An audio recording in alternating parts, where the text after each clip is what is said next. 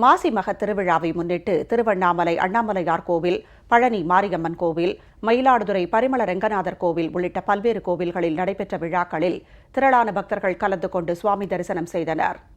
திருவண்ணாமலையை அடுத்த பள்ளிக்கொண்டாப்பட்டு கிராமத்தில் அமைந்துள்ள கௌதம நதிக்கரையில் மாசி மகத்தை முன்னிட்டு தீர்த்தவாரி உற்சவம் நடைபெற்றது. முன்னதாக நகரில் உள்ள அருணாச்சலேஸ்வரர் கோவிலில் உண்ணாமுலை அம்மன் உடனாகிய அண்ணாமலையாருக்கு அபிஷேகம் செய்யப்பட்டு சிறப்பு அலங்காரத்தில் எழுந்தருளினார். பின்னர் சுவாமி வீதி உலாவாக பள்ளிக்கொண்டாப்பட்டு கௌதம நதிக்கரைக்கு வந்தடைந்தார். அங்கு அண்ணாமலையாருக்கு சிறப்பு தீபாராதனை செய்யப்பட்டு தீர்த்தவாரி உற்சவம் நடைபெற்றது. இதில் ஏராளமான பக்தர்கள் கலந்து கொண்டு சுவாமி தரிசனம் செய்தனர். திண்டுக்கல் மாவட்டம் பழனி அருகே உள்ள மாரியம்மன் திருக்கோவிலில் மாசி திருவிழாவை முன்னிட்டு மாசி தேரோட்டம் நடைபெற்றது.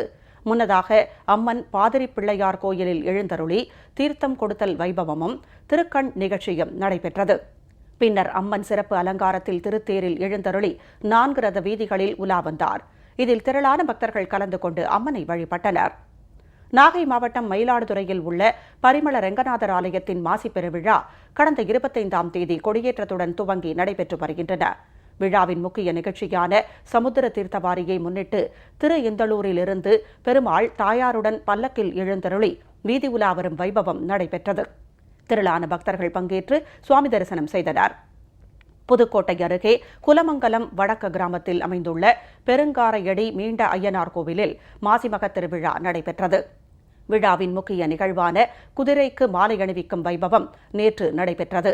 இதில் ஆசியாவிலேயே மிக உயரமான 35 அடி உயரமுள்ள குதிரை சிலைக்கு 40 அடி உயரமுள்ள சுமார் 1600 மாலைகள் அணிவித்து சிறப்பு பூஜைகளை பக்தர்கள் செய்தனர். இவ்விழாவில் சுற்றுவட்டாரங்களில் உள்ள 85 கிராமங்களைச் சேர்ந்த பொதுமக்கள் பங்கேற்று பிரம்மாண்ட குதிரையை மறைக்கும் அளவுக்கு மாலைகளை அணிவித்து ஐயனாரை வழிபட்டனர். ஈரோடு மாவட்டம் பவானியில் உள்ள செல்லியாண்டியம்மன் கோவிலில் மாசி திருவிழா நடைபெற்றது. கடந்த 17ஆம் தேதி பூச்சாட்டுதலுடன் தொடங்கியது. விழாவின் முக்கிய நிகழ்வான சேறு பூசும் வைபவம் நேற்று நடைபெற்றது.